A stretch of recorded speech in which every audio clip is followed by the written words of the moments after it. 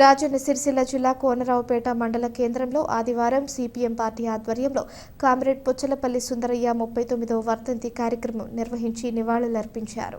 ఈ సందర్భంగా రైతుల కోసం, కార్మికుల కోసం కామ్రేడ్ పుచ్చలపల్లి సుందరయ్య చేసిన పోరాటాలను గుర్తు చేసుకున్నారు. ఈ కార్యక్రమంలో కార్మికులు, సిపిఎం నేతలు, మండల ప్రజలు పాల్గొన్నారు. అదే విధంగా ఎంపీగా కూడా గెలిచిండు. ఆయనే మన కార్మిక బాధలన్నీ సైకిల్ మీద అసెంబ్లీకి కూడా సైకిల్ మీద వెళ్ళి మన సమస్యలను ప్రభుత్వం దృష్టికి తీసుకుపోయి బడుగు బలహీన వర్గాలకు ఎంతో మేలు చేసిన ఈ పుచ్చలపల్లి సుందరయ్య. ఆ పేదలందరికీ కార్లు ఉన్న రోజే నేను కార్ల ప్రయాణం చేస్తా, అంత మట్టు దాకా నేను సైకిల్ మీదనే ప్రజల సమస్యలు అసెంబ్లీకి చేరవేస్తానని పుచ్చలపల్లి సుందరయ్య శపథం చేసిండు. అంత పెద్ద గొప్ప మహనీయుని మన వర్ధంతి ఈ మండలంలో జరుపుతున్నామంటే మనం ఎంతో గర్వపడవలసిన అవసరం ఉంది.